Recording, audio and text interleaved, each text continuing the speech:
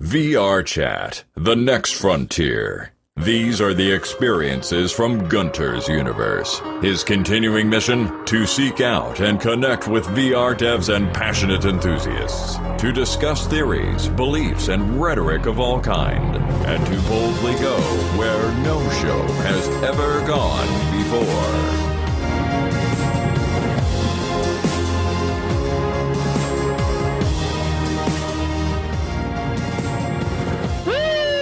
Welcome back to Gunter's Universe, everyone. How are y'all doing?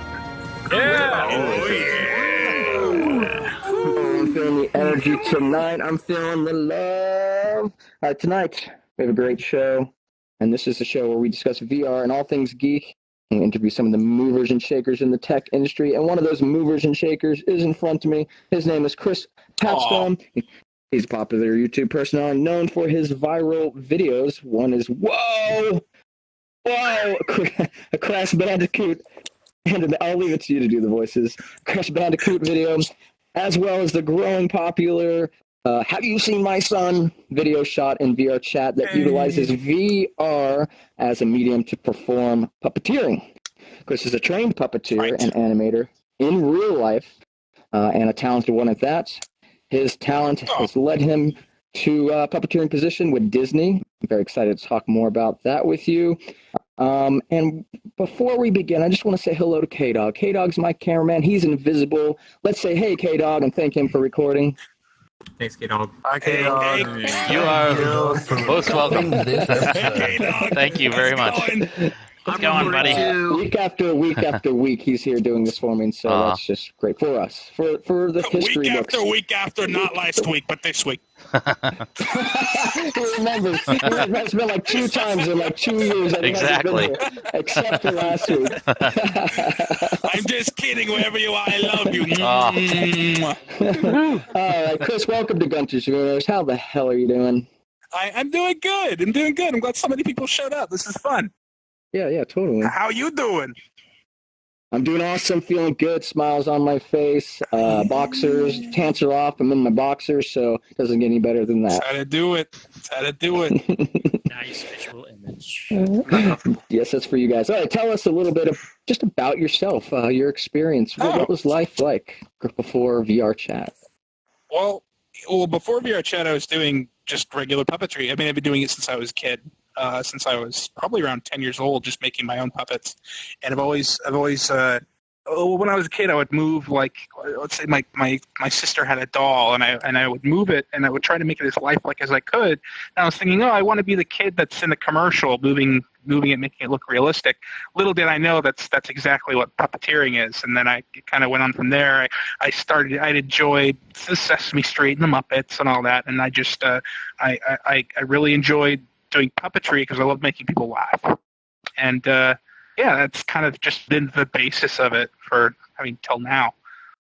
Yeah, so I imagine like you playing with toys and having quite the imagination and epic stories and plot lines for all of them, and it must have been fun being your parents and watching you play with those. Yeah, they've always been super supportive, which is great. Like buying the felt and all that sort of thing. Excellent. So you were basically getting inspired then, but as you went on, there's probably more inspiration to keep going at this. What are some of the maybe people in the business, or maybe just other things that may have inspired you? Well, I know it's almost kind of a cop-out as a puppeteer to say you've been inspired by Jim Henson, but it's not. I mean, it's not. Of course. There's a lot that I liked about Jim, and obviously I wasn't alive to meet him, but he just the amount of optimism and the creativity and making an inanimate object come to life is always something that I've been super into. So I love Jim Henson and the Muppets, and I love the crew of the Muppets after Jim passed, and all of that. Like I've been a big Disney fan, big Disney Parks fan. So I would go to Disneyland. I love Muppet Vision 3D was a big one that I like going to. Because I always figured, okay, if I'm not going to be a puppeteer, I'm going to animate animatronics because it's kind of similar. So that always inspired me. And there's a whole bunch of other mostly puppeteers like like Steve Whitmire, Frank Oz is a big one. Sure. That just have those great voices and that great puppeteering where you just don't think about what they're doing. You're just thinking about the character. And I always love that. Yeah. So, and voice actors are basically a big part of this. The voice is huge. Oh, yeah, Not yeah. every voice actor is a puppeteer, but I'm sure you have some favorites there as well. Yeah. I mean, I liked the kind of the big ones like Tom Kenny and Frank Welker, who has been doing like Scooby Doo and all that. Tom Kenny, SpongeBob, I've always been doing voices, even before I was doing puppetry. So there were. I was always interested in making cartoon voices. Yeah, I was never good at cartoon voices, but I always enjoyed figuring out like, oh, that voice is from this cartoon. It's the same voice actor. Yeah. And figuring that shit out. It was fantastic. And then like once ones. Yeah, and once the unfortunate thing about voice acting is that you end up finding out that it's such a small group of people that gets reused and reused and reused just because they're great actors, and they have the talent. But that's always put me off from going towards voice acting because it's such a hard business to get into. But I mean, luckily I enjoy puppeteering better. Yeah. So, shoot, I had something in there and I forgot it. I love cartoons. I love this stuff, and my mind is racing. I think I love cartoons more than I like movies. I find myself it just brings me back to childhood. It's so fond, and I'll never get that again. That So, but I can when I watch all the Teenage Mutant Ninja Turtle cartoons, all 8 seasons, front to back, as a man-child. It's really fantastic, and just some of those voices. Something else that comes to mind when I think of Jim Henson is not just the Muppets, but the Labyrinth and the Dark Crystal. Oh, Are you yeah. fans of that? Love the Labyrinth. Funny thing is that I never watched Dark Crystal until some other puppeteers we watched in the green room, just because I never watched. My parents didn't have it as a kid, but Labyrinth. Oh, I've always loved it. The puppetry in that is great. I was always super interested in how Hoggle, how his, I guess not exactly how it worked, but I always admired how they could, because there was like 5, I don't know the exact number, there was like 5 different puppeteers remotely operating just the face. I was always super interested. Oh, interesting. I didn't know that. Wow. Right. Yeah, they all had dials, and Brian Henson was the voice doing the lip sync, and they all had to be completely in sync for it to work. And I think that sort of thing is just magic. It's kind of like Voltron. Oh, is that how Voltron works too? No, not with the voice, but they got to all come together, be in sync. Yeah, gotcha. As one thing, one exactly the same. Yeah. And so it was 2 things. Some things for people to go check out is actually there's a voice actor documentary. You're probably familiar with it. It's I think on Netflix. It's very popular. Check that out. Yes, Know That Voice, and as well as the Dark Crystal. Another great voice actor that made that one. Oh gosh, I forgot his name, but he just Jake the dog and all that. He's also someone that I've always admired. John DiMaggio. Great. John DiMaggio. Yeah, that's it. Another great voice actor. Yeah. If you haven't seen that documentary, voice actor on the show, man. Yeah, I need to reach out to that community. Got to get them in VR somehow. I don't know. Maybe they just come in the desktop computer and we can forgive them because they're so talented. The person that voiced Yakko and like Mighty Max and Ralphio from Ninja Turtles, is it Raph? No, that's not right. I forget his name, but somebody here should know it. No. Somebody should know this. Madman here knows it because he's a big fan. I always forget. The actual voice actor's name? Yeah, the voice actor. He's epic. He's done so much. One of my favorites. Yeah, he's also great. He a little known thing is that he did the Brer Rabbit into the Splash Mountain attraction at Disneyland, Disney World. Killer. Yeah. Great. I've been through that. Super versatile guy. Like most of the great voice actors. Another quick thing is Dark Crystal has a darker version that's pieced together with old footage that was never released and stuff. You guys can search that out. It's fucking super dark. Henson really was exploring something there, and it's really neat, just the juxtaposition or the diversity from, the most lighthearted characters to some really mind-exploring, expanding. Because he didn't want to be a children's. He didn't want to be stuck in the world of making content for children like Sesame Street. Ever since he started puppeteering and all that, he always wanted to do like adults, or like content for adults, and which it makes sense how Dark Crystal turned out the way it did. It's because he did not want to be stuck as only being seen as a children's performer. And I'm not making it as an adult, and the best stuff is when you make it for yourself too, when you're the audience, I think. Mm-hmm. Speaking of adults, you can always. No, go ahead. Please, no, you. Well, there's also something very special about something that can appease them both, which is always like the Disney mentality, like the Muppet Show was, where you get that the kids on board and the adults on board and all that. But sometimes you just want to go for the adults, which I think is a lot of what I do in VRCHAT right now. Absolutely. This is definitely a place full of mostly adults. Speaking of adults and puppets, have you ever heard of Meet the Feebles? It's one of my favorites. Meet the Feebles. Remind me what it is? It's actually Peter Jackson.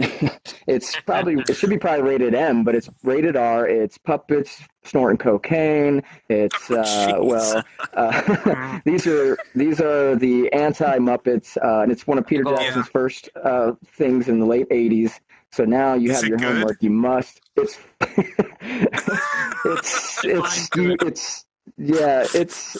fucking amazing.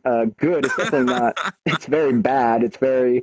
It's like if it's the real life behind the scenes, say Muppets or the characters behind the scenes, but they're addicted to drugs or fucked up. They want attention and glory, but they end up ODing. So it's like a parody. It's a parody, but Peter Jackson. Who would have thought? Really amazing. All right, let's talk about Disney. Tell us about starting up with Disney. Why did you get on board? What do you like about it? Well, I'd always loved puppetry. I'd always wanted to go to a puppeteering audition. So I did. Well, actually, the first thing that I did was I auditioned for Turtle Talk with Crush, and you may know that cool. It's actually incredibly similar to what I'm doing in VRCHAT with the virtual puppetry, except it's just kids that file into a theater and are watching a screen, and the Crush turtle character is talking to the individual people. There's hidden cameras and such. I initially auditioned for that, and I actually went through the training, but at that point I was fresh out of high school, and my improv wasn't as good as it kind of it needed to be for Crush, but I was just so in love with puppeteering. So they ended up booting me out of Turtle Talk, which I totally understand. And I went and I decided, okay, you know what? I'll stay with Disney for to do a bucket list job, which was working at the Haunted Mansion, Pirates of the Caribbean, because really I just wanted to walk around the ride. I wanted to, when everyone was gone, I just wanted to walk around the ride and take a look at everything, and I did. Awesome. And I totally could have gotten fired for doing it, but I was so excited about it. Like, what's something that you did behind the scenes that nobody knows about or they shouldn't know about? Did you take a girlfriend back behind the set and have fun with her, or I don't know? If I tell you about that, which is it's funny that you say that, but if I told you that story, I'd be on the do not rehire list for Disney. But, Never happened. But that last thing you said is a good one. As far as backstage thing. We're all adults, right? You said this is 18 and up. At Pirates of the Caribbean, actually inside the ride, there's this large table and it's called the Mylar table, and it's used for cutting fabric. And but it's been dubbed the rape table. And the reason that it's dubbed the rape table is because you can you can only get to this table if you actually put a lock on the control system saying that you're inside the ride. And so people would sneak in, and the person at the console just assume, okay, there's no lock, so no one must be inside the ride. Cast members would sneak down there, use the Mylar table, knowing there's no reason anyone would go over there during park hours, and they would do it on the table. And I don't know why it's been recently dubbed the rape table, but like, there may be something that I don't know about. But yeah, it's sensational to say that. There's, it's right. Yeah. Oh man, that's great to know. Thank you for that. There's also, I'll have to show you a picture. There's just one thing that just cracks me up, is that when you're going past the well scene, there's all the different building facades. Behind the facade is this animatronic donkey that has his eyes out. So he has just gaping eye holes. I don't know why it's there. Wait a minute. But it's the creepiest. I don't know. This is wait. What are they doing to the eye holes on the donkey? I don't know if I can handle this. It's the entire donkey except the eyeballs are out of its face. There's that. Oh yeah, and awesome. you know the character the redhead that's at the auction scene. Does that ring a bell at all? No. Anyways, it's been a while. It's a popular character on the ride. If you go behind her, they're about to. They did it in France, I think. But if you go behind her, there's a zipper that goes up her skin. And the thing is that the skin looks so real that when you see the zipper going down, it looks like a horror movie. Like, I touch the skin, and the skin feels real, and it just kind of gives you the jitters. I'll have to show you a picture. Wow, that's pretty cool. That's cool. But anyways, that was attractions. And then they auditioned for a great show called Disney Junior Live on Stage, which was another puppeteering show that had very traditional hand and rod Muppet-type puppets. And I auditioned for that, and I got through, and I was there for about 3 years, and I worked with some really great puppeteers, some of which currently puppeteer for Muppets and Henson and all that, great people. And then in April, they booted us out. Yeah, but that was great. I met a lot of great people there. Yeah, some people that worked with Henson and stuff. Is there any interesting stories that pop to mind that they shared with you? These classic. They didn't work for Jim Henson, unfortunately, but they currently work for the Jim Henson Company. Sure. As far as stories go, there was a great one that kind of harkens back to how great of a person Jim Henson was. And I don't know if this story has been told, but there was, right before Jim Henson passed, there was a plan, or Jim Henson was planning on selling the Muppets to Disney. And they had actually they were going through all the steps to eventually have the Muppets be bought by Disney. And they had planned to have walk-around characters as the Muppet characters. And Jim Henson, they had the walk-around character costumes ready to go. And they were going to have Jim Henson and the Disney CEO at the time, I think it was Iger, they were going to have them take a look at them. And so they had the character performers all in a row wearing the Muppet costumes, and they were told, like, don't talk to Jim Henson. They were told to just be professional. Don't say anything. And of course, Iger, or whoever the CEO was at the time, was in that room. Didn't really talk to the performers at all. Jim Henson comes by, completely passes by the CEO of Disney to go up to the performers, and he's super into it. Like, hey, how's it going? Like, how does that feel on your neck? How is that? Is it too hot? How does it feel when you put your arm out? And it just shows how different of a mindset he had in terms of how he treated people. And it was just he's very done it. He was different. in the suits. You know, Oh yeah. he knows what it's like to be on that side. Right. But his mindset was very different than like a normal CEO or kind of big guy with a big head. You know, he cared about the performers. Well, because he was, like you said, he was a performer. So interestingly, 2 days ago, it would have been Jim Henson's 81st birthday. So pretty close. Yeah. Too bad it wasn't today. That'd have been freaking quite amazing. So he was born in September 24th, 1936, and passed away May 16th in 1990. I actually remember it being on TV and stuff. So that sucked. He was 54. He could have still been around. I could have, we can all imagine what would have happened. I know. I would have loved to meet him, but yeah, he packed a lot into his first 50 years of life. Quite a life. Yeah, total. I mean, at least from what I've heard and read, is that he totally didn't didn't like being a burden to anyone. So he really didn't say, or he said that he was sick the day before he passed, but he didn't. He went to the hospital, which is just way too late because he just didn't want to be a burden to anyone. At least that's what's assumed. And people that grew up a while, older, 60s, 50s, it was a different mindset. Well, he grew up a lot earlier than that, in the 30s, or it's born. Well, some people blame it on he was brought up in a religion where I think it's like science. He was Scientology? Wow. No, it wasn't Scientology. It was like a science Christian some sort of thing. Christian scientists. Christian science. Yeah. Okay. Right. That's it. They did not go to the doctor. That's just not something that they did. They felt like their faith was going to heal them. And of course, Jim Henson, he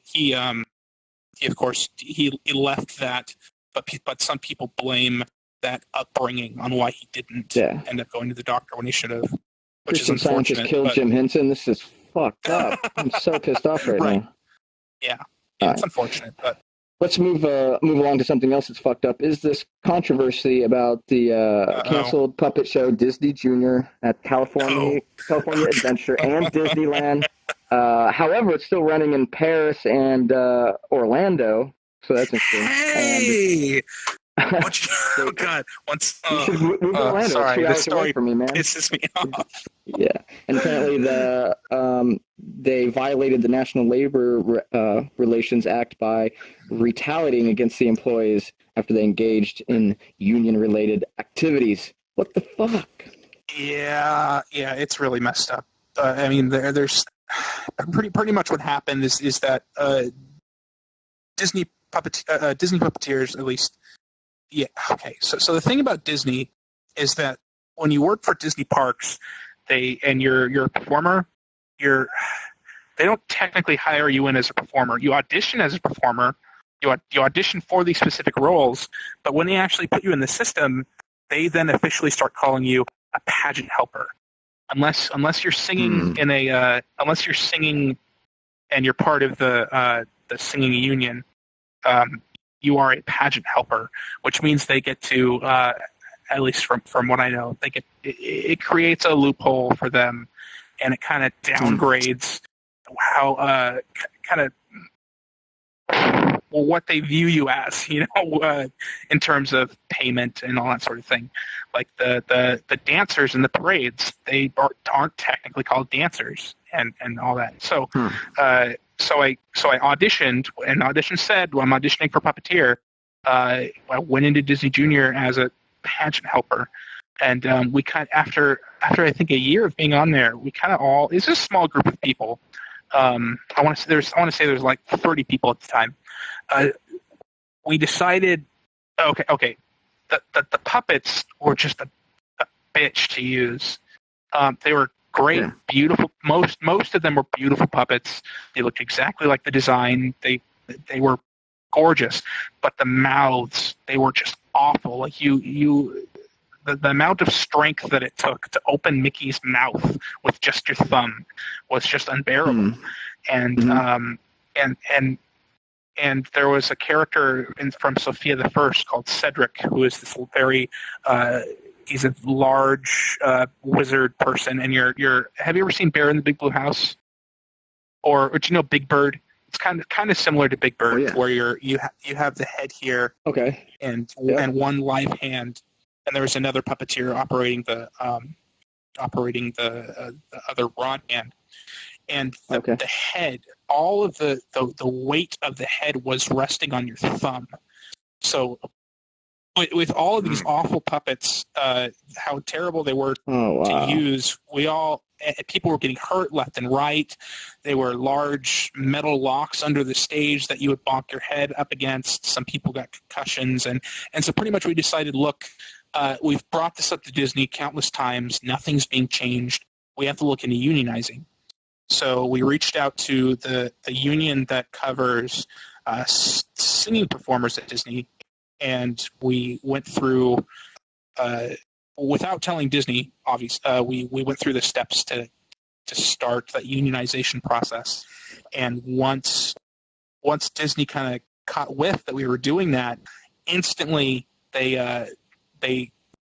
put into effect that any other jobs that you had outside of Disney Junior, like some people also did character performing, character hosting, that sort of thing. Okay, now you only do Disney Junior, which was totally illegal to take away your work because a group of people were unionizing, and they said, "Oh, okay, you're potential bargaining unit, so you are only doing puppeteering now."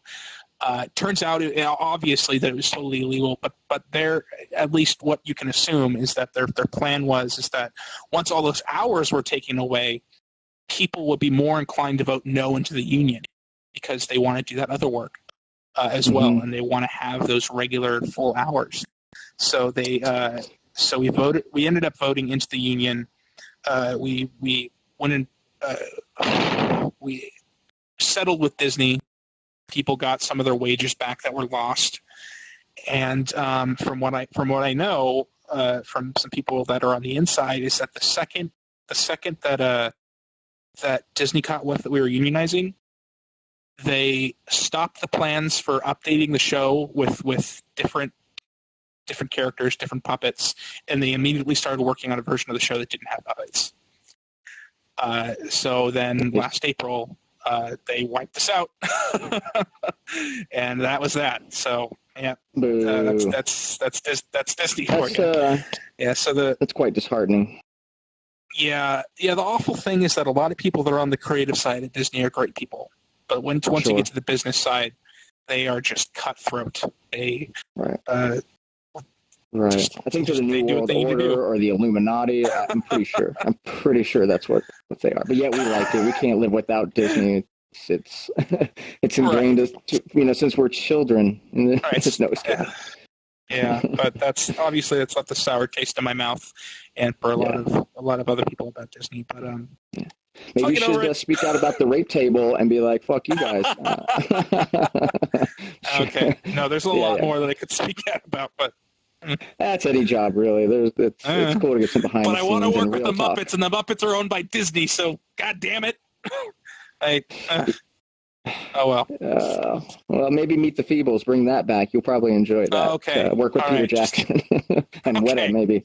Yeah. Okay. All right, so before we talk about your YouTube channel, I just want to say, though, it's pretty cool. Speaking of Disney, well, we're going to go there, and there's about 21 or so of us from VRCHAT community going to Orlando to meet up and see each other in the face and freak out because That's we awesome. all look what we actually look like and go, wow, it's totally different than I expected with the way your voice is. But it's just awesome because take that 2 hours $4 million later, it's budget and just scrape a little bit off to give me a plane ticket.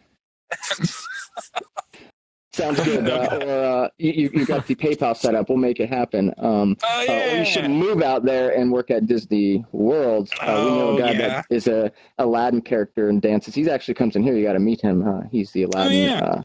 He's really cool. He works there, so we meet up with him too. Yeah, they have a great.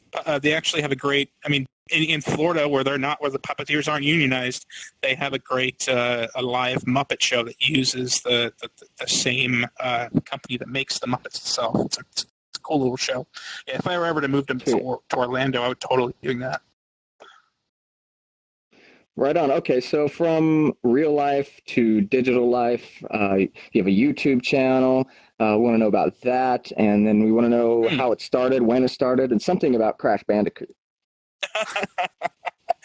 Okay, well, So I'm sure probably most of you know who Oni Plays is, or Oni NG, that whole thing. Oh yeah. Yeah. He in his videos he makes fun, or he mimics the Crash Bandicoot Woah death sound, and what did I do? Oh yeah, he has this drawing of Crash Bandicoot where he draws it a certain way, and I decided that I was already ripping the model from Crash Bandicoot 2. I decided I would edit it to make it look like his drawing. He retweeted it, got a whole bunch of attention, and then he uploaded a video, I think that same day, maybe the next day, of him editing a similar Crash Bandicoot model and doing Woah sounds with it. So I decided in that same day to take that audio, animate to it, and then it just blew up. It blew up into this like worldwide meme. Because I had uploaded that same animation with a green background, so people could key out the green and insert it into their own videos. So before you know it, thousands of videos are popping up, and it just becomes this huge thing. And then actually, before I had done that, I had just the one VRCHAT video, the Have You Seen My Son video. And slowly, as people were starting to as the Woah animation started to gain traction, some people were checking out what else is on my channel, saw that, and then that snowball started rolling, and that's when I decided to kind of, because I had already wanted to develop VR puppetry. I had talked to VR Pill before I made that video. Because I've always been really interested in making a VR puppet character work. So that started rolling, and now that has a following, and like it just snowballed really, really quickly.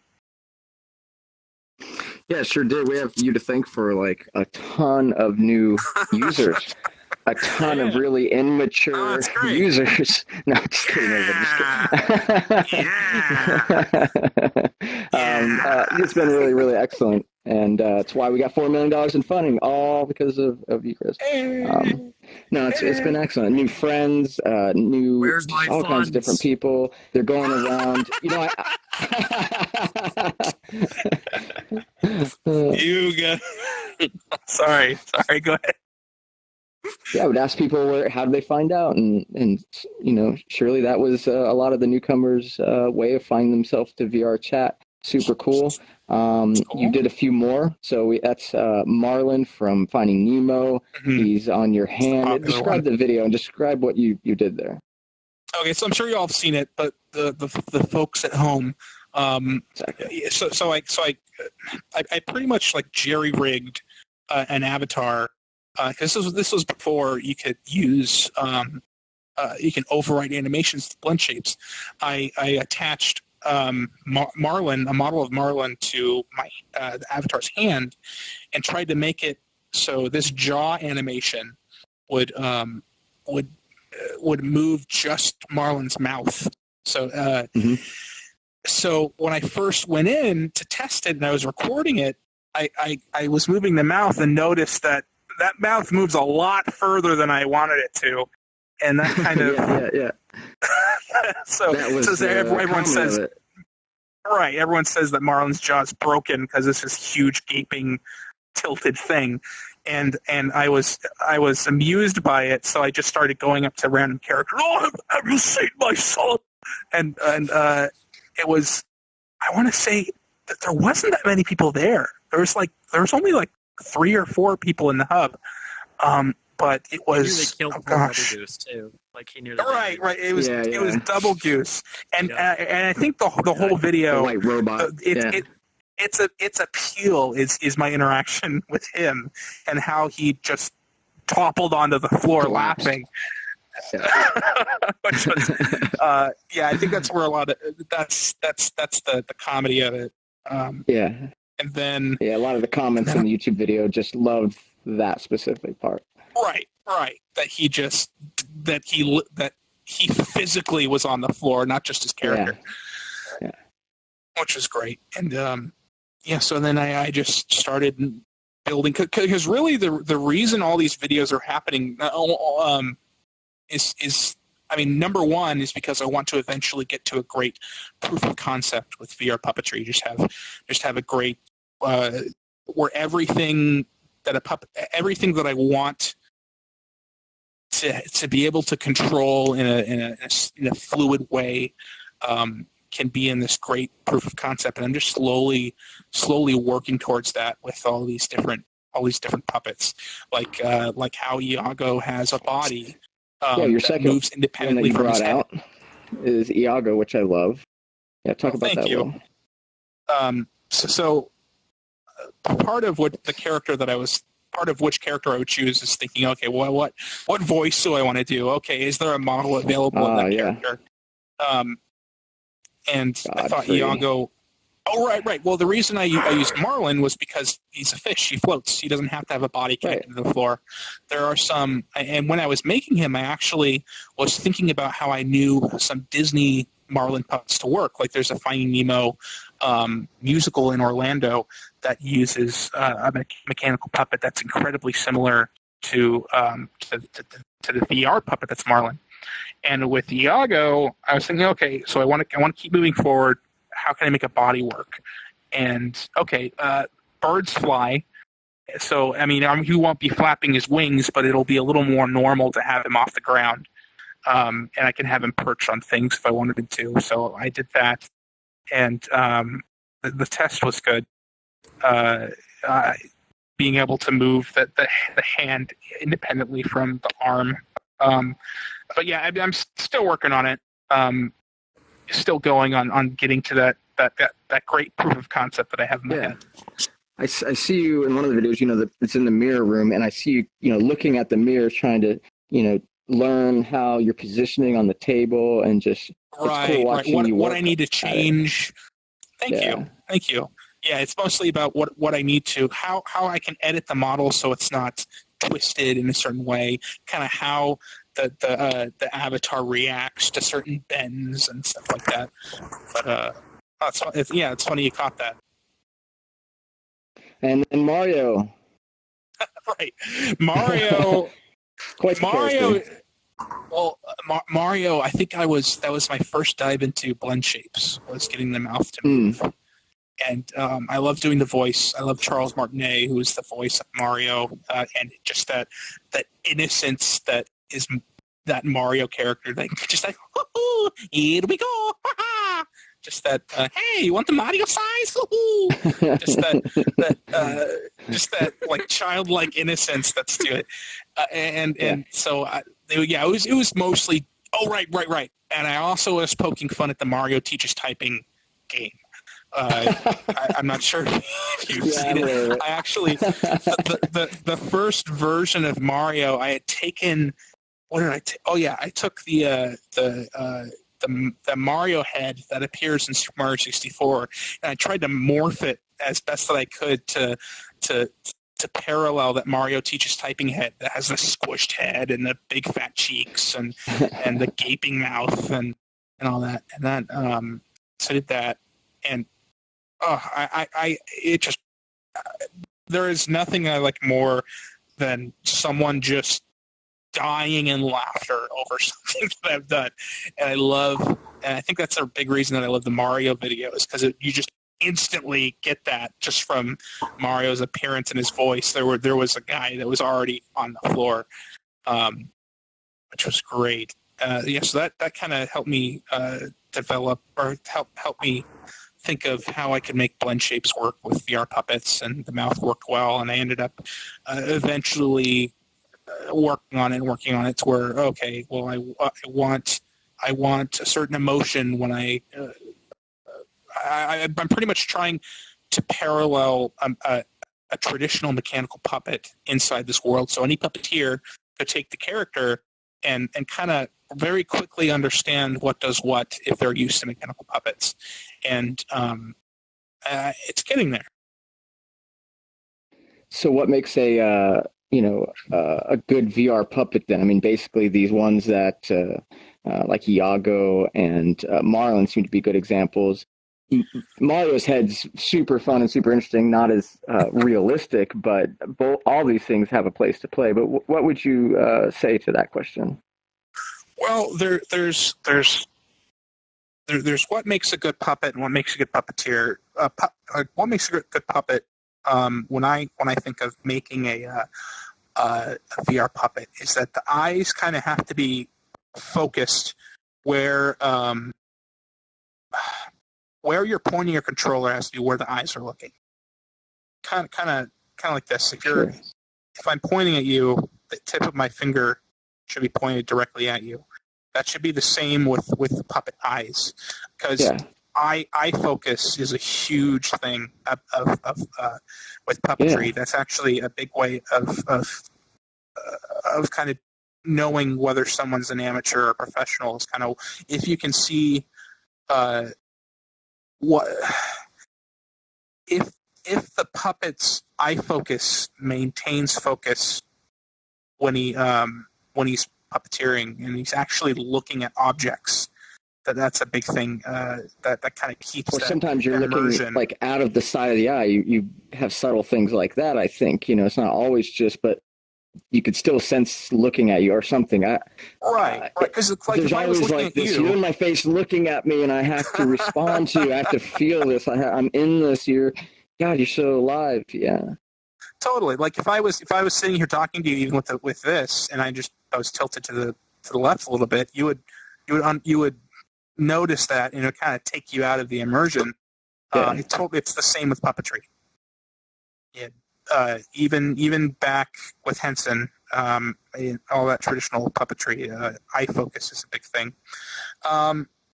Making sure that there's analog movement with the mouth, so you can move the mouth a little bit, you can move the mouth a lot. Making sure that the axis where the hand joint is in a good place to where it's actually bending the character in a place where you would think that character would bend. And that's mostly about it.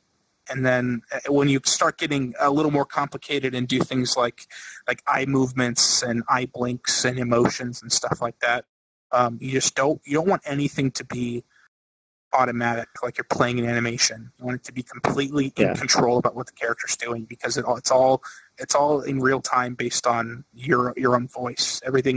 All the movements that you're doing should be in reaction to your own voice. Makes me think of eye tracking, which is really cool around here. It's not real eye tracking, of course. It's simulated, and it's cool, but it's also kind of weird because that person isn't necessarily looking at you, or they're talking over here, but out of the side of their eye, they're looking at you. And I think feel like I'm puppeteering, this avatar in a different way, just with my whole body, Yeah, well, I mean, what you're doing right now with your hands is puppet. I mean, I'm assuming you have something like the Vive controllers. Exactly. And just what you're doing, all the different points and all that, and the way that you're moving your hands, that is puppetry. Yeah. And there's things that make it look lifelike and that don't. But yeah, I'm definitely interested in seeing where things like eye tracking and that sort of thing go. I would love to see eye tracking with a camera become just a normal thing with infrared, because that's all. It's doable. Companies are doing it. I'd like to see the same with mouths. But I've tried some eye tracking a demo, and it worked. It was really interesting. It wasn't a long demo, and I think that'll be interesting. Like, so if it's tracking your eyes and you're looking at something, it'll actually, but you'll want to have the character's eyes then tracking and looking at. It's going to be really interesting because it'll be using where you look. It will be looking. I find that's because there's so much emotion that comes with that, and being able to. You don't have to actually move it with your hand. You just get to look then at people. You don't have to actually independently control that. Do you find that to be a good thing, or would you want the extra control of having to? Well, there's a difference between like an avatar like this and what I would want from a puppet. I think it could be a problem. actually. Yeah, Because you want to be able to look around as your independent self to be like, oh, I'm going to go over there next, right, and do something, whereas you're still staying engaged. I think traditional puppet eyes are good for just having them static and then being able to control with the controller where he's looking. Should be just fine. I think you're inspiring people too. There's always this, we learn from each other, and we're becoming the masters of puppeteering, and people are always pushing limits to beyond the avatar. And we've seen some things in the past, so I'm really excited for this kind of stuff. It's so novel, it's so unique. Yeah, me too. I mean, and luckily, VRCHAT, the community on here on Discord is one of the best I've ever seen, where everyone's just so everyone's just nice to each other, and everyone wants to help out each other. Yeah, it's just, I mean, I've gotten so much help learning, because I knew nothing about Unity. When I knew what I wanted out of a puppet. I had background in puppetry, live stage puppetry, but I knew nothing about Unity. I knew Maya, I knew modeling, but I didn't know how to put that into a game. And I mean, luckily I was able to do that with Marlin, but luckily after that, I've just everyone is willing to help, which I think is great. Everyone I mean, because they want help with their things too, and just everyone helps each other, and it's just an awesome community. Great symbiotic relationship, as somebody smart might say. A parallel that I think is interesting, and you mentioned this before the show, is a lot of puppeteers originally get the puppetry to say things that they want, but they can't. But suddenly, since it's not you talking, it's the character, that their anxiety can kind of clear out, go away. Yeah, and that's like I said, that's a story that you hear from a lot of puppeteers, is that they had a lot of anxiety and stage fright and that sort of thing. But once they put a puppet on, it's suddenly not them. It's the puppet they have on. It's the character. And when you have a puppet on, and you really get into that character, you're not yourself anymore. You don't think about, especially because a lot of people aren't looking at you; they're looking at the puppet. Totally. If you have any kind of performance anxiety or anxiety about saying certain things, that all goes away when you have a puppet on.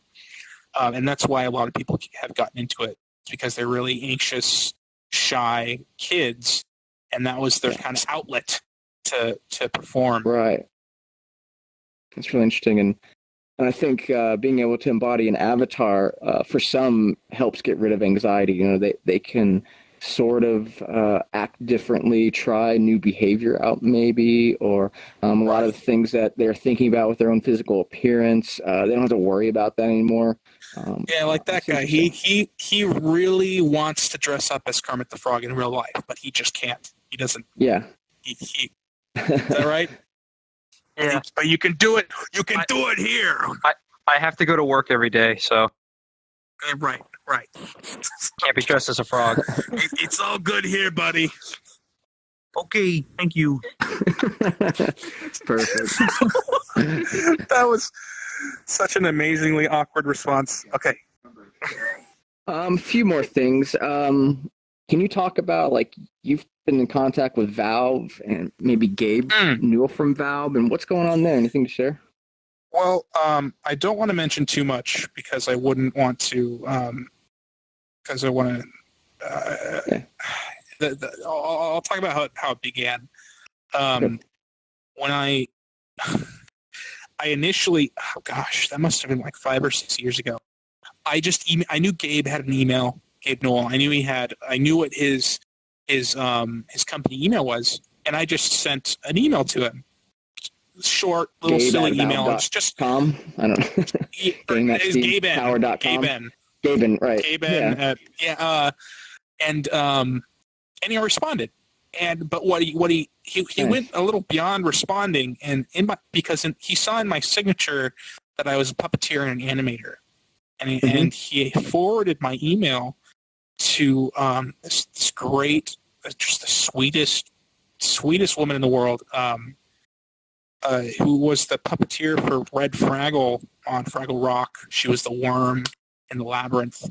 and she had also she created the animation system for Wheatley in Portal 2. She was an animator at Valve, and he forwarded my email to her, and she responded to that forwarded email to me, and the kind of one of the cons about puppeteering is that it's such a small world. I outside of Disney Junior and Disney, I had never met another puppeteer in my life, and here one of these great puppeteers was responding to me, and so it was just this great thing. Later on, she actually came down, and, years later, when I said that I was at Disney Junior, she was so sweet. She came down and saw me at Disney Junior and saw me puppeteer. And I actually talked a little bit about wanting to develop VR puppets and get into VR puppetry. And she was excited about that. And I actually haven't contacted her yet because I kind of want to have that great proof of concept first. So I'm still keeping that ball rolling to get something good done.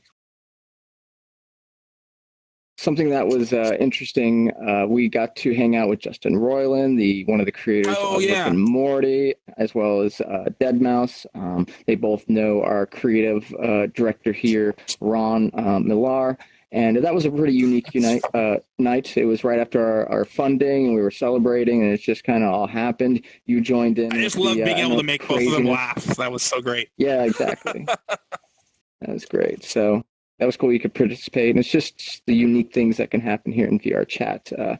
All kinds of people join and interact. VR is so new, it's pretty wild. Right. Yeah, I mean, there probably wouldn't have been another situation where I would be bumping into them. Right. So it was nice to not only meet them, but also kind of perform for them a little bit. So that was fun. So what about future plans or collaboration, maybe inside and outside of VRCHAT? Well, I mean, I have the Justin Roiland video coming up. I'm collaborating with a guy who did great music for, the Crash Woah meme, people would take the sound file, mix it into a song, and make and use the animation in the video. One of the guys that did just this amazing, did one of those that were just amazing. It's called The Shape of Woah. His name is NPC Carlson. And I actually went out and contacted him because I thought it was so good. He mixed instruments from the old Crash Bandicoot songs. And I reached out to him because I wanted to make a Halloween animation with him.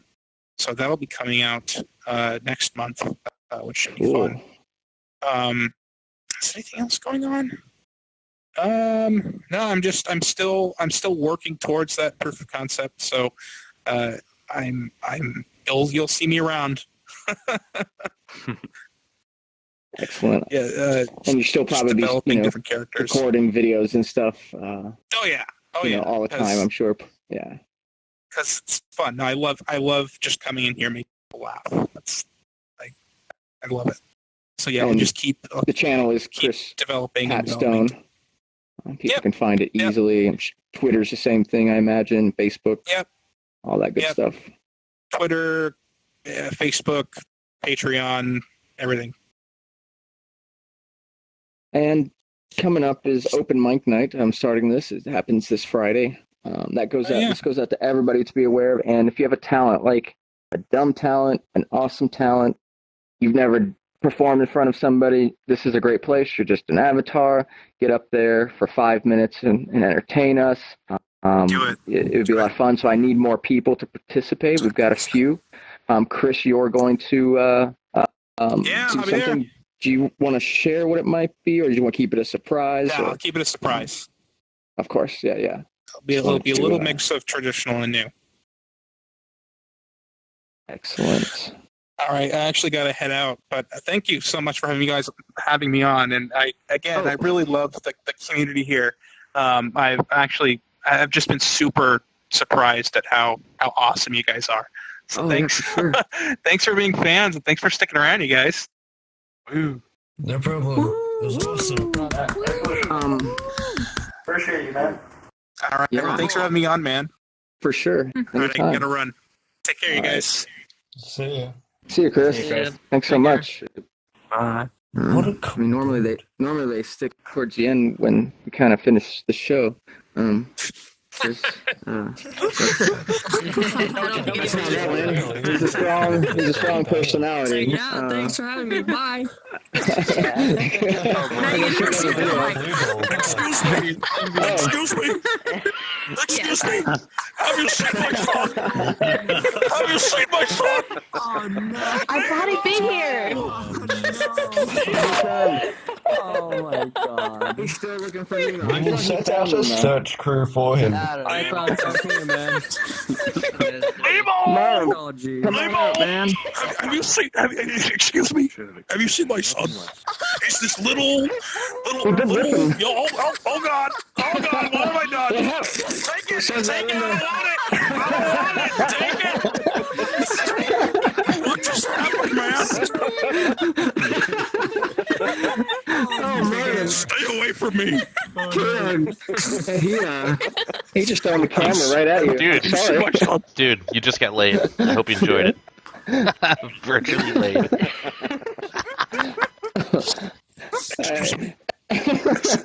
I love your beard. I love your Thank beard. you. Make me want to grow it. All right, so sorry. I'm getting Oh, distracted. thanks. I'm getting distracted. Have you seen my son? I have not seen. I thought you found him a couple weeks ago. Have you seen my son? little yellow clownfish. His name is Nemo. You know, not really hard to miss. I was like, oh. Have you seen my son? No, I think he's over there. Hey, he's talking to you. Have you seen my son? He's always, typical Marlin. Never gonna find my son. Always worried, always neurotic, always pessimistic. Marlin, it's okay. You're gonna find him. Are you sure? I'm not gonna find him. We can conduct a search crew for I'm not gonna find him. You found yourself in Gunter's universe. I don't I'm know not how gonna you've find been him. getting out of the water so often and surviving. Maybe it's because of our environment here, VR. You don't need to. Where am I? This is virtual reality land. This is Gunter's universe. Welcome. Wow, this crossover between Gunter's universe and Disney is epic. I don't like it. Let me ask you some questions. I got a bunch of questions. We're all familiar with your adventures. Thanks for coming here. Your story is a tale that touches many of our hearts, and I'd like to just ask you a few questions about this journey and trying to Can I find make Nemo. a public service announcement first? Of course. Please listen up, everyone. Okay, so we're gonna split up into groups of 3, and we're gonna look. Oh God, no! I said get out! What did I tell you? What did I tell you? I'm trying to find my son. Okay, so we're gonna split up into groups of 3. You want to be on my team? Okay. All right, we're gonna look for my son. Oh. Never mind, you're going to be on my team. I got you. Hold Oh, me. yes. Hello. Hello, little fishy. I've been looking for you. My name is not Nemo, though. This is why he can't find Nemo. Oh, okay. Oh, Give not Marlin again. some kisses. Looking for girls. He's a ladies' fish. Sorry. He's a ladies' fish. Absolutely. Sorry. Did you say you had something to ask me? All kinds of questions. I don't know. I guess you've lost Nemo again. I thought you had found him. I thought life might be good in the Great What Barrier are you Reef assuming? recently. I just, from our last adventures that we've heard about, that was the case. I'm now getting very upset again. So. And apparently I like thought that. maybe your personality had changed and you were able to relax, but no. I have a missing son.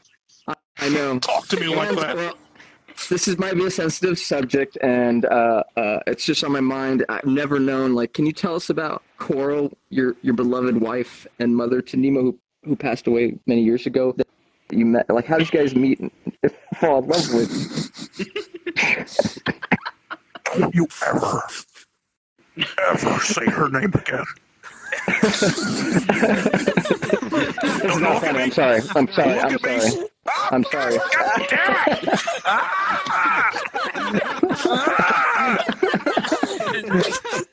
Oh, man. Don't you look at me? Look at me. Puppets and cameras don't mix. Don't you ever say your name again. I got it. I can't imagine. Don't you ever! I can't imagine how it feels to be a wife. To be a widow. No, I don't want to be. Oh, I thought you were asking because you wanted to be the new Coral. Sorry. Well, that's pretty interesting. I'm aware that actually. Assuming that. Well, something about clownfish that I know, and this actually may be what's going on, is that clownfish are hermaphrodites, actually. And when one of the females dies in the Very fish, sensitive subject. the male clownfish will actually become a female. Let me demonstrate for you. Let me demonstrate. Okay, look right there. You see those two fins? You see them? Are you coming on to me? Are we starting a thing here?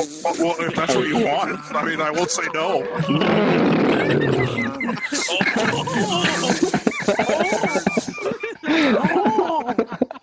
Oh.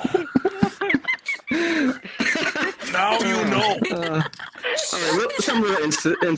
What's Crush like? What's riding on the back of Crush? Maybe we could do a honeymoon there someday and take our trip to Australia.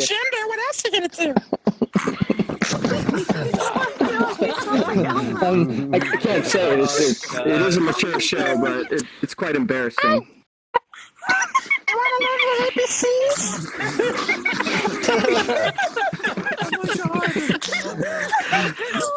Yes, how this works.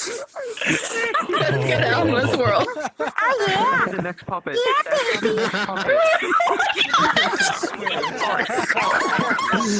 Sorry. Oh my god. Sorry, you see those? See them? They dropped again. Everything's okay. Wow, Marlin, this has been amazing. You coming out to Gunter's universe. Oh god, I'm broken. Sorry that we shoved you inside a camera a few times. I'm sure K-Dog apologizes. Right now he has his mic muted and probably not able to apologize. But I apologize on my cameraman's behalf. Don't assume. Can't imagine. Don't assume. You assuming? You don't know me. You don't know me. I want to know you more intimately after the show. Okay.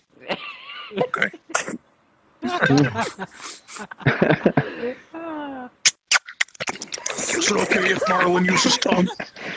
Please, if you don't, it's weird. Okay.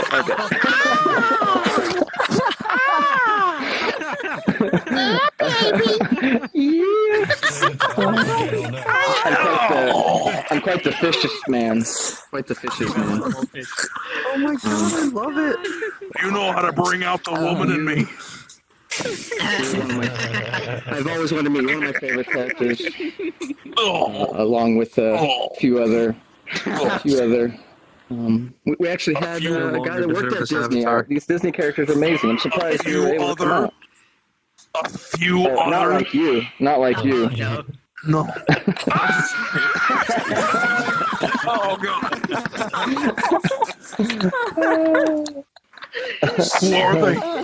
Who are they? One's a bird, one's a plumber. They're some of my favorite. You're into some weird shit, Gunter.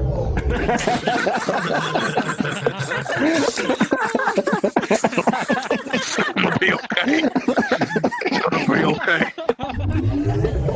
It's gonna be okay. I gotta see my psychiatrist. It's gonna be okay. Oh no. It's gonna be okay. Wait till I tell my wife. Hey, Oh, sorry. Alright. Yeah, so I'll just leave. You can do whatever you want with your bird and plumber friend. Anytime. Yeah. I love you. Come on, baby, let's go. Find Nemo. We'll help you. Oh. That way? Going that way? Okay. Oh yeah. Already? Man, Nemo's such a hermaphrodite. Elbow bender.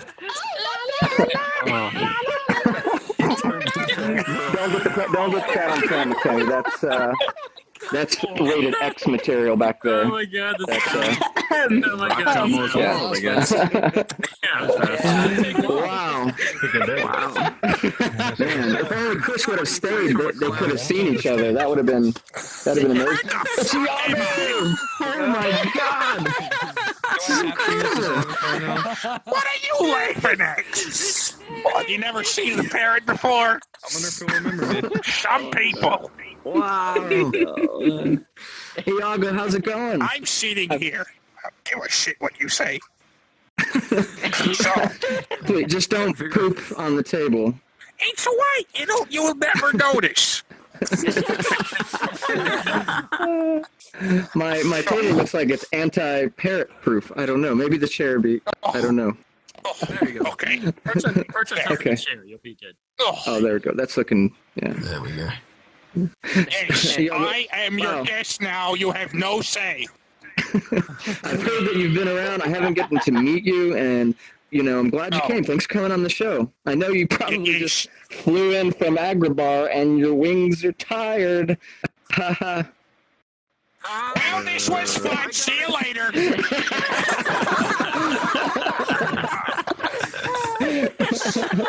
Oh! Oh man. The last character loved me. But I don't know. What did I do? Dad jokes. I get it. It was awful. It was awful. You left the bad taste in my very large mouth. Would you like a cracker? Oh no. What did you just say to me? Would you like a cracker? What, you think just because I'm a parrot, I'm gonna take food from your hand? Yeah? Yeah, I got. Oh yeah. Oh yes. Please, Mr. Gunter, give me a cracker. Yes, please. Please, Master Gunter. Here we go. Oh, Would you like, If you ever you want have this? a Like, drinking problem. no, fuck off.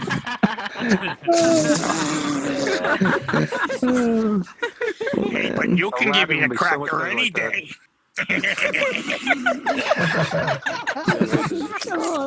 So you seem a little bit like I was thinking maybe not as aggressive after you reformed from your time with Jafar and you've come over to the light side, hanging out with Aladdin and Didn't Jasmine. define me. What, you think I'm nothing without Jafar? What kind of show you running? I apologize. I'm just trying to learn. I'm asking questions. Jafar is quite, but yes, you were the real lead in that story. Yes. We all love that story, and Yes. you're certainly much more complex character. Yes. Just aggressive and loudmouth and rude and narcissistic. Yes. Of course, now in the comedic Go way. on. Very comedic. Oh man. Maybe tell us where you come from. Like originally, I know you lived in a Where rainforest, I but come from. I Okay, think you moved to well, the desert. I don't know. no, well, first I started in the rainforest, and then I saw you.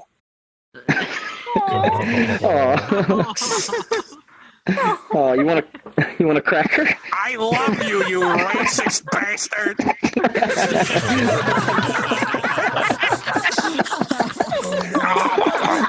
I'm not a cracker. I'm not a cracker. You're not. You sound like a cracker.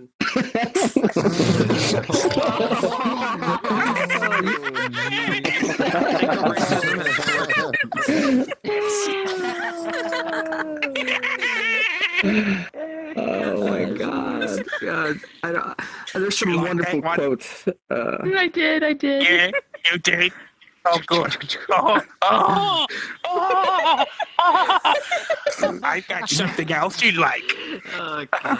Aishan, you have been attracting just all kinds of wildlife. I'll be back. What's next? So where are you from? South Florida. It's very tropical here. Yeah. Oh, well, that's where the racism comes from. Okay. All right. This is all coming together and making sense. Okay. There's lots of parrots in cages down here, and I have a lot of friends that actually are fans of avian and owning that. That's gonna work. You just love having me come close to you, don't you? You know, all you have to do is ask. Give me a kiss, baby. So birds in cages, huh? Huh? Birds in cages? That's what happens in South Florida? I don't do it. Oh yeah.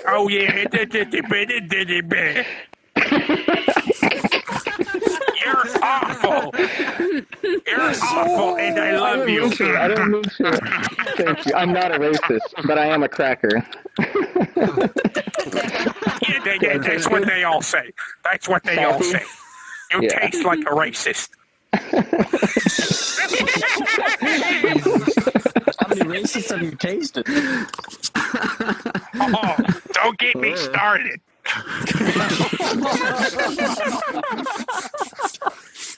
There's true quotes that I remember. Let's count how long I'm going to be on this side.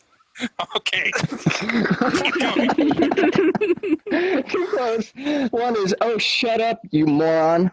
Classic Iago quote. And "I'm getting out of here." Which is not me saying. Wow. It's not me. Wow. What? That literally could have come from any movie. Literally. And you picked those. There are more elaborate ones, I guess, but it's Hey, Sky. Hey, Sky. Cracker. It's cracker.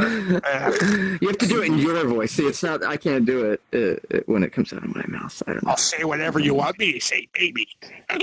Jeez. My God. Maybe the audience can call something out for you to say. What? You think just because I'm a parrot, I'm just going to say whatever you want me to say? I'm hoping. I'm trying. Yeah? Is that what they think in South Florida? Is that what they think? Yeah, they like to train them to say, like, no. fuck you when you come through the door, or racist that's things. Not, I think. That's not how parrots work, buddy. Not where I come from. Fair enough. You're a wild parrot, not We one of don't these have pet parrots. cages. I'm going to cage you. Oh man, I'm nervous. You'd like that. I have my own cage. I have my own cage. You'd like that, wouldn't you, Gunter? Put me in a cage, baby. Oh my gosh. Oh my And God. feed me. Feed me. Oh, baby. I'm into bondage. Wait, no. Never Learning a thought lot I'd on see- tonight's episode. Watch that beak. Where did this interview go? No beak. Watch the beak. Watch the beak. Got me all Oh man. Got me all smelling all hot and flustered. Yeah. Here, you smell. Yeah. Smell. I- Smell. that you need to bottle that. Yeah. Eye Shrine would really dig that too. I'll just bottle you up. Yeah. All right. Okay. Let's go. Again? What do you mean again? Are you doing this? You doing this with everyone you say you are? How many other people you got, baby? Well, I mean, there's a fish and a plumber. But you're my favorite bird. You're into some kinky shit. My jaw hurts. Okay, here, wait just a second. I'm going to put you in my memory for later.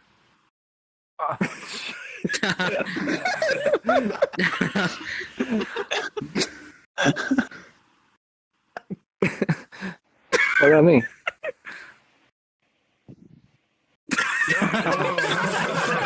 Watch the beak. Watch the beak. Okay, I gotta go. Oh, Yago, thank you so much. That was very interesting interview. Yes, never thought that would. Oh, jeez. Did you guys expect that? I did not expect that. Here he comes again. Oh, wow, guys. Well, too bad Chris wasn't here to meet those guys, unfortunately. What's that? I have a See bad something. feeling. Somebody's peeking. boy. Sir, would you sit down? Yeah. Would you sit down in the audience? No. Oh, look! I'm sorry. Everyone, it's Mario!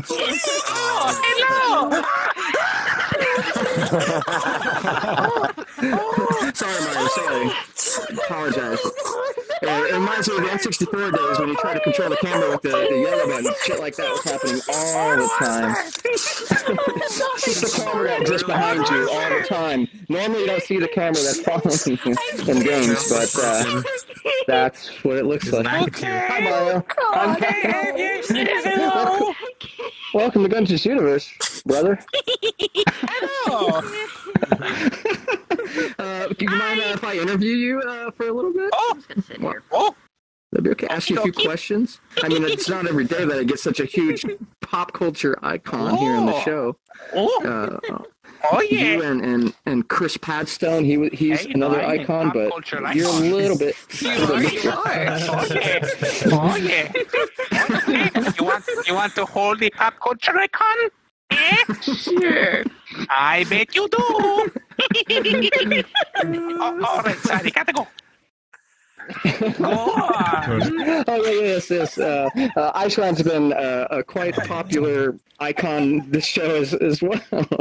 Okay. And really, Oh, it just turned angry. Are you saying someone else besides Mario? the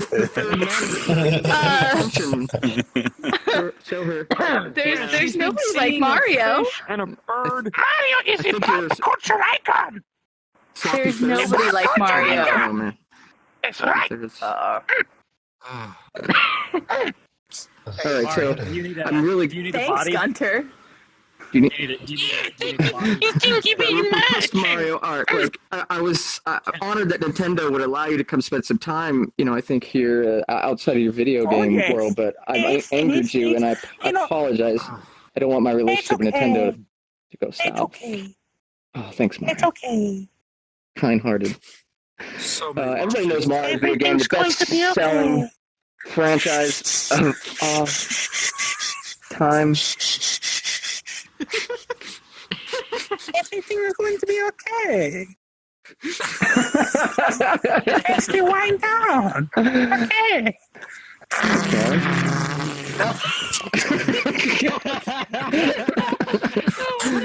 Oh man, you're so acrobatic. The moves that you can do. Thank you very much. Thank you.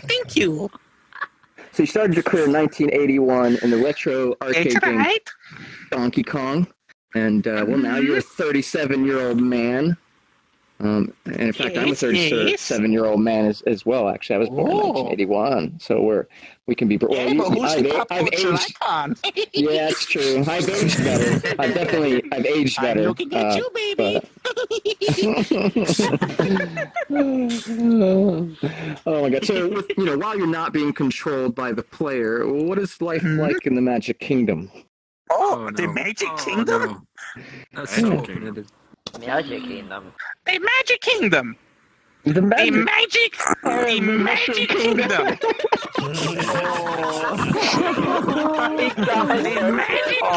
I'm sorry. I'm sorry. What do you think?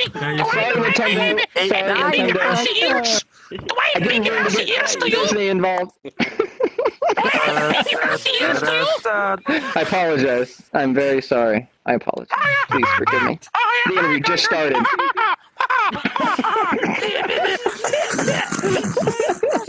Oh my God.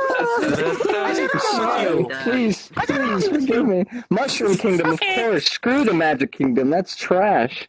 Mushroom Kingdom. The mushrooms, magic mushrooms are everywhere. Here we go. This interview's getting better. Okay, what's it like there? Or I'm dying to know, What's how it like where? with you and the princess. There's a thing between you, right? And the Mushroom Kingdom. Oh, yes. You still hang out there, right? It's okay. Well, the princess got kidnapped, so the position is open. Yes, and it's a marvelous life. And your brother Luigi, what's happening there with him? Is he still your brother? I imagine, obviously.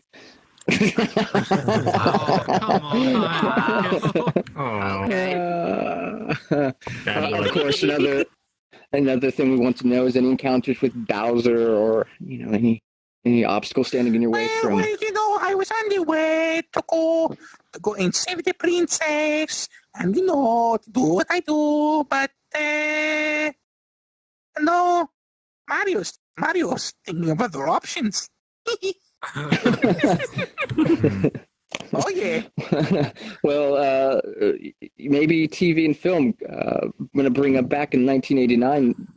You were filmed in a TV series called the Nintendo Super Mario Bros., which was produced by Dick Animation. Before the animation, there was a segment. Hey! Whoa! DIC. It's a Canadian company. No. That's not how you pronounce Dick.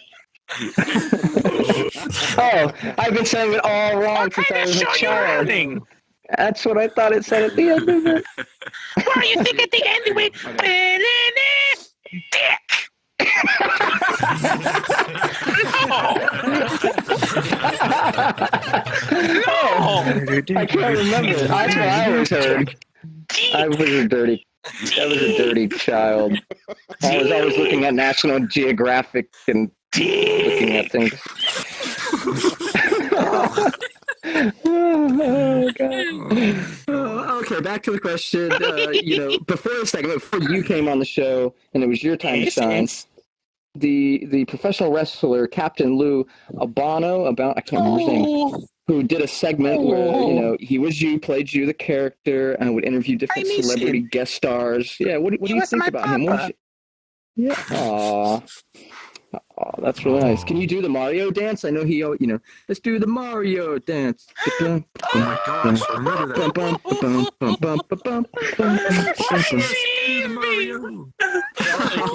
It's a source. He lacks.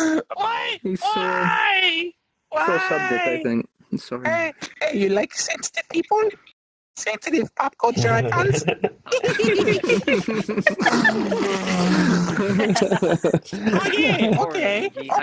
All right.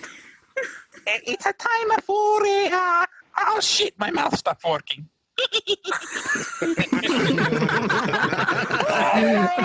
am I? No! Glitch in the Matrix. Did y'all see that glitch in the Matrix? That was really weird. Come on, everybody, do the Mario! Let's doing the Mario, everybody. Where did you go? Hey, there's Chris. Found him. Show him. Wow, this is surreal. Oh. It was a long drive back, wasn't it, Chris? Yeah.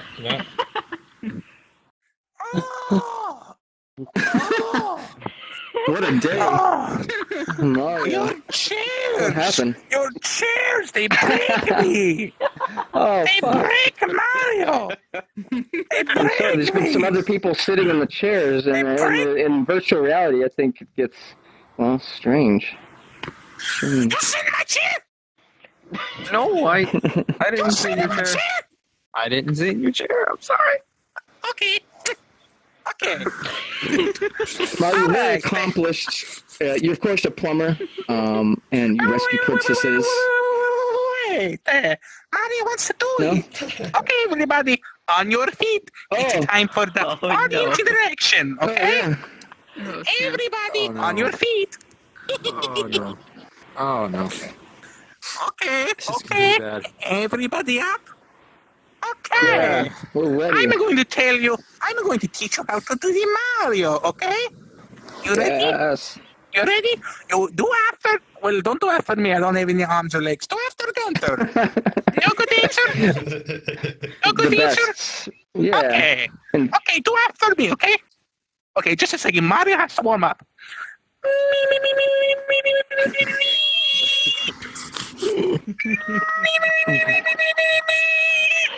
Okay. See, I'm the You ready? best. You ready? You ready? Oh. What? Okay, you ready? You ready? Okay. All right, here we go. Swing your arms from side to side. Come on, it's time to go. Do the Mario. Take one step. And then again, let's do the Mario.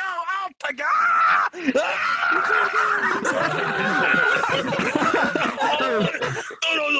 You got it. It's the Mario. Just like that.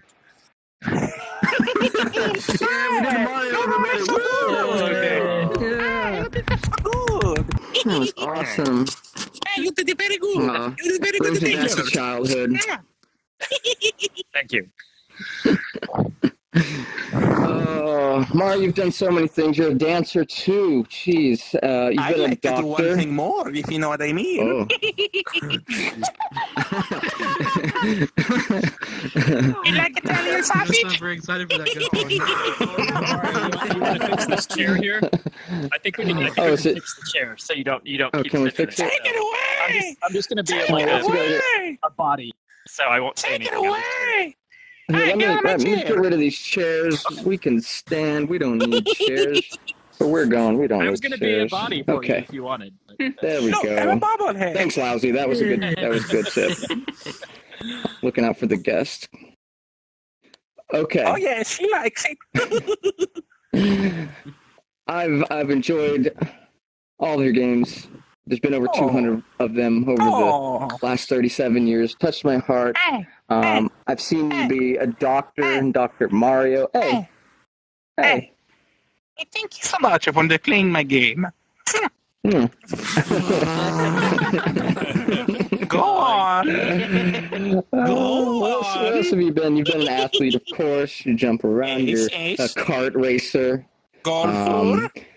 An archaeologist in Mario's Tennis. Cross. Wow. And as well as a referee on Mike Tyson's Punch-Out on the NES. Oh, What was it yeah. like Oh, yeah. meeting Mike Tyson? Oh, well, he's a very strange guy. I don't like the way he talks. Yeah. He talks all weird. I agree with that. I think everybody kind of, it's kind of not the voice you expected to come out of Mike Tyson's body. Oh, sorry. Go on. What are some of your other abilities? Of course, you could jump. You could throw fireballs. I remember you could turn into a raccoon back in the day. Hey, watch. What can you do? I'm going to fly for you.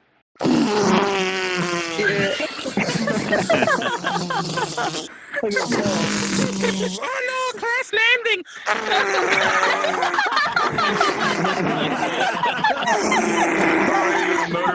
I don't remember Mario being so. You know, we've all become adults now, and we brought Mario with us along. Yeah. Well, I mean, the only thing I just can't wait to see your appearance at Universal Studios Japan in Osaka in the upcoming Super Nintendo World. Scheduled 2020. I just found that out. That's fantastic. Yes, everybody can go check him out in Osaka. It's just a hop, skip in the way, right? She's already checking me out. Yeah. Go on. What else do we got, guys? What else can we ask Mario, while I was here, this is Mario, right? Your full name is Mario, I believe. And your brother's name is Luigi Mario? Queso. Is that correct? Queso. It's a me. Who is it? It's It's a Luigi. me. It's a me. It's a me. It's a me. It's a me, Mario. Oh. Ooh. I'm currently taken. I'm dating a fish. Hey, look, I'm a geek.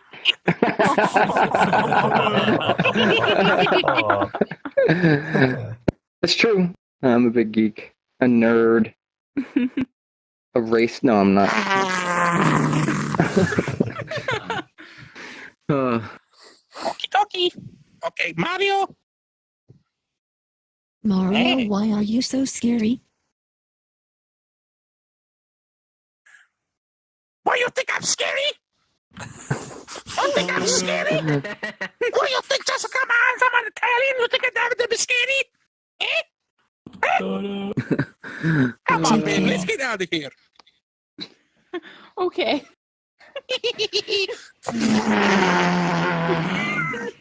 Alright.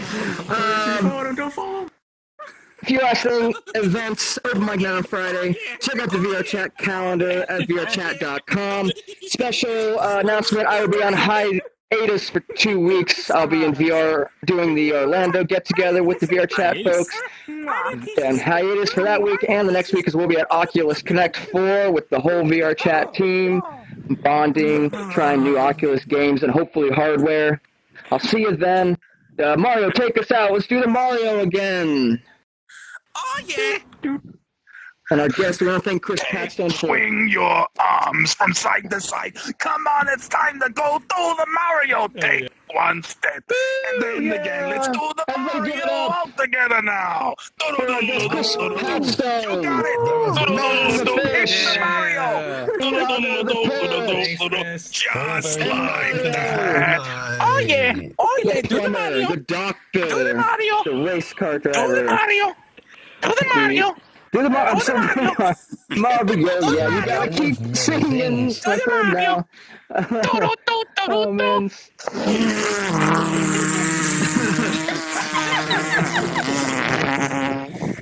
Oh, yeah. Do the Mario. Do the Mario. All right, everybody, good night. I love you.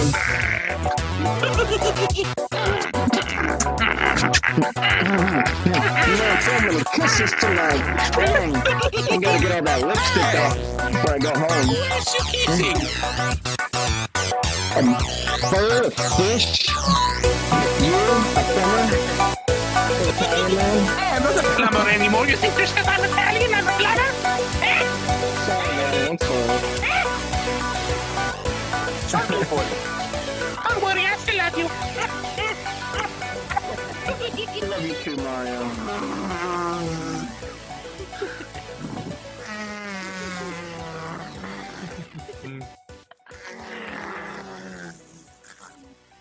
That's one for the history book.